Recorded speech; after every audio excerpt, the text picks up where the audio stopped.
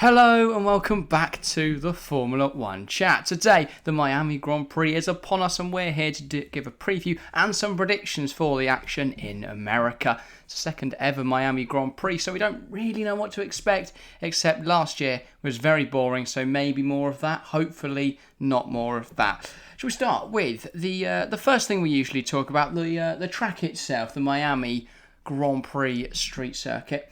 It's not a very exciting circuit, is it? It's just a big box around a big stadium.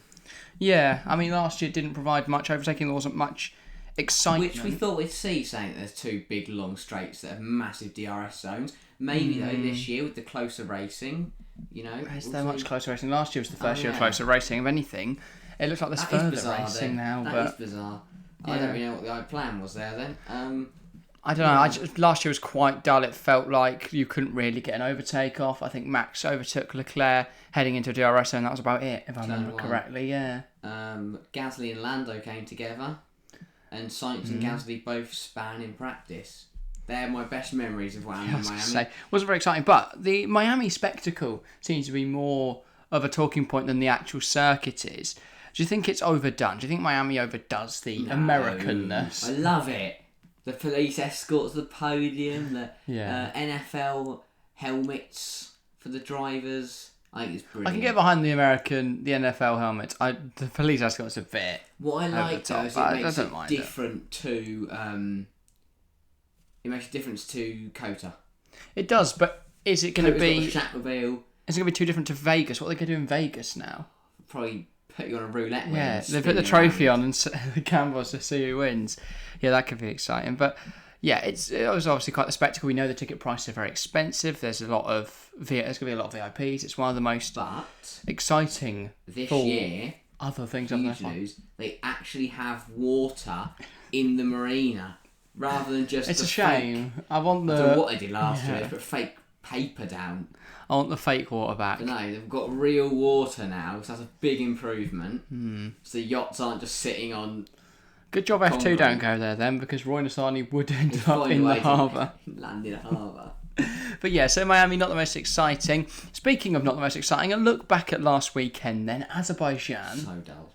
It wasn't very thrilling, was it? No. I mean, the Friday and Saturday, were brilliant. The Sunday was quite. I wouldn't say brilliant. I don't think it's not brilliant. They were right though. The quali sessions were close. Yeah, they were competitive for the first time this season, weren't they? But I think that could carry over. But yeah, when we usually look back at the last race, we need to jog our memories of an event that happened a couple of weeks ago. Back-to-back race weeks. But yeah, we are in a double header at the moment. Love to see it. The weirdest double header ever. Yeah. Azerbaijan to America. Well, you just go across the Pacific Ocean, but... Oh yeah, I guess as English, I'm thinking you go across the whole world, but now you can just go that way around. It's still a bit of a trek, isn't it? Yeah. But especially for a double header. But yeah, looking at Azerbaijan then, Sergio Perez, very impressive weekend. I've put on here, can Perez fight Max Verstappen? Now this is a 50-50 for me, going into this weekend, because 50% of it, half of me will say it's another street circuit, Checo Perez is the king of the street. Yeah. The other half wants to say he was the king of the streets last year, and he turned up to Miami and was miles off the pace. Yeah, he didn't look strong at Miami last year. Max took a comfortable victory. Ferrari's in 2 and 3. I don't know if Checo wants to fight for a championship. This weekend's a big a big proving point for me, because if he wins and beats Max, obviously then he takes the lead of the championship. Yeah. That's a massive. That is huge. And the thing for me with Checo is, if he wants to, we know Checo, he has some brilliant races, but the one thing that he lacked, especially last year, was his consistency. If he wants to challenge for Verstappen, he's got to be consistent. I wouldn't say Checo's inconsistent. I just think he's inconsistent with his pace. Yeah, that's what I mean. He's a decent performer. 1 minute he's right at the front, next minute he's fifth. But I think we've already seen that inconsistency. You look at Australia. He was down the order and he had to pull through. And ultimately, if it wasn't for the chaos of that red flag, he wouldn't have picked up many points. You can't afford to be going straight on in qualifying. But he's just out of trouble. So, other than quality going badly, he didn't have a bad weekend in Australia, really. 10 points from a weekend where he started last. Fair enough, yeah. Not a bad race weekend, but...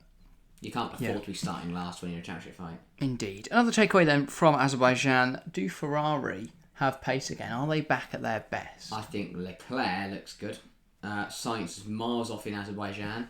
He was decent around Miami last year. Sainz didn't like Baku last year. Yeah, I look at Miami last year and we saw how Ferrari were. You know, we know Leclerc's going to take some confidence off that pole in Baku, and I think he might be. Two poles, of course, with the sprint shootout I as well. I think he could push Max right to the wire.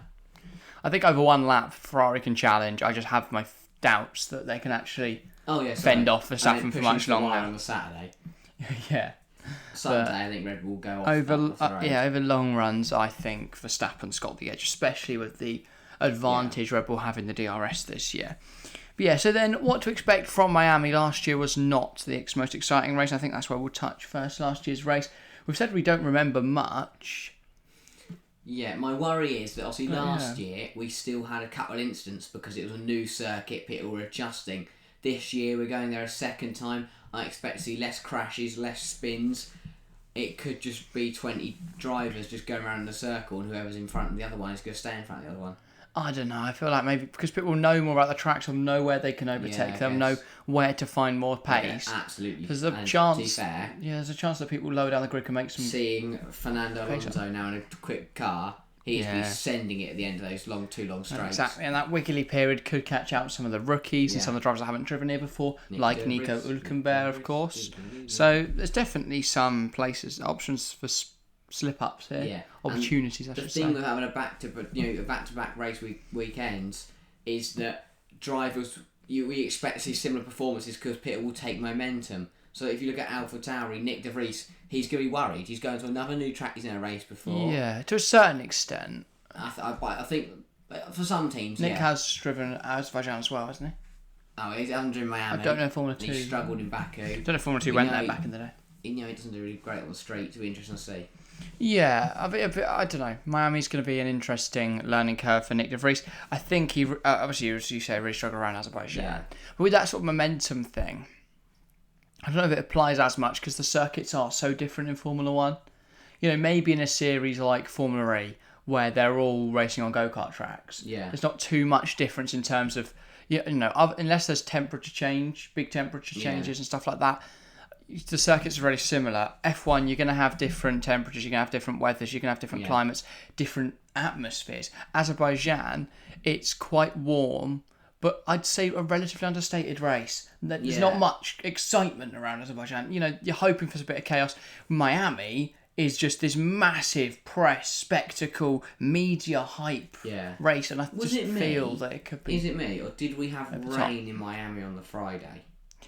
I feel like we may have. I thought we had rain in practice. I might be wrong. I think we did have rain because people joked that this might fill up the harbour. I have a feeling the marina I think we had rain on the Friday, and then people thought it would cross over to the Saturday, but it didn't. If we did get rain, that would spice things up because it's a track that no one's really driven in the rain. Doing that wiggly section, you haven't got much grip underneath the car. Yeah. We saw teams spin through there last year through the Mickey Mouse chicane. In the rain, that'd be a lot tougher. So I think, as you say, with Baku, Baku's usually always under the same conditions. Miami could throw a few curveballs in there. Yeah, and then in terms of who'll be quick this year, well, we've got a curveball in the form of Aston Martin because they were nowhere last year. Vettel got punted by Schumacher, or punted Schumacher. No, Schumacher was in the points and he got a bit greedy and wanted more and then drove into the side of Vettel, and then both of them got nothing. Oh, I thought Schumacher wasn't in the points. And Vettel was 10th. And they might have sent it on Vettel and then someone else came through and took 10th. But yeah, I feel like, so Ferrari obviously right up there. Do we expect them to be at the sharp end after last week? You'd imagine so. Mercedes weren't great at Miami last year. And also, I wouldn't have said Baku was a really mixed weekend for George Russell, and Hamilton was just consistently meh. Their straight line speed is not great on the Mercedes. And again, it's another circuit it's going to require definitely, but there's definitely corners. There's a lot of cornering sections. There's just two very long straights. Because of the nature of the circuit, different teams will be quicker and slower in different areas of the track, which makes quality a lot more interesting. Yeah. Because we might see that Red Bull straight line speed in the DRS excel through sectors 1 and 3, but Ferrari or Mercedes in that sector 2. Maybe Ferrari are also though very straight line speed orientated, so it's going to be a really intriguing race. I'm hoping we see more action than last year. We see more action than Azerbaijan, because I saw someone pointing out actually today that these first 4 races of 2023 have all been duds. Like Bahrain was okay. Saudi was okay. Yeah. There wasn't a lot happening there. Australia was thingied for the spectacle. Yeah, it was quite artificial. Heightened. Saudi was naff. In fact, Saudi. Australia was meh. I don't really remember Saudi Arabia. We other haven't than had Max blasted past I drivers. think the difference is, you look at last year, look at Bahrain, look at Saudi, Max and Leclerc were neck and neck. This year, Red Bull are absolutely waltzing it, and no one can compete with them. We've got no fight. You can make an argument the F2 has been really exciting this year in contrast. That's different. They've been going to the same circuits, and I know it's F2. I think the Saudi, obviously, where drivers were spinning around and stuff, and then Azerbaijan was one of the most exciting races. Arguably one of the least exciting races of F2, and it was still an exciting race. Well, the sprint where everyone batted into a wall. One corner. Even the feature, it was a little. I don't know whether I'm just biased because I spent the whole time cheering on for Ollie Behrman, but I still feel the race was quite exciting. Can't remember now, to be honest. 2 days ago. I know. Absolutely frazzled. But yeah, shall we get into our predictions then? How will this year pan out? Because we don't know too much about the pace of. I think the Aston Martin could be an absolute curveball because maybe they've brought a brilliant car here, but you never know. So we'll start as always with the Saturday session. It was Friday last week, usually Saturday though, and no difference here. Thankfully, we don't have a sprint at Miami. That would be pointless. But we do, of course, have pole position to decide on the Saturday. Who do you think is going to take pole? I mean, I mentioned him earlier being the king of the streets, and no, that is the wrong one. Hang on. Now, this man, he took 2 poles in Azerbaijan. I think Leclerc will take pole again. We know he's very quick with his 1 lap pace. We know the Ferrari can challenge the Red Bull, in 1 lap. And I think he's just Max and Checo. Checo I think has been better, but especially Max has been off the pacing quality. He hasn't been doing his Max Verstappen thing of I'm going to go last and slap a lap 4 tenths quicker than everyone else. So I think Leclerc will start Sunday in P1. I think you make a strong argument that Leclerc is the best driver over 1 lap. Yeah. 1 lap pace. I think his racecraft isn't quite as good as maybe Max and I was going to say Lewis, but he just runs people off the road. You can't say that. Joking, Lewis.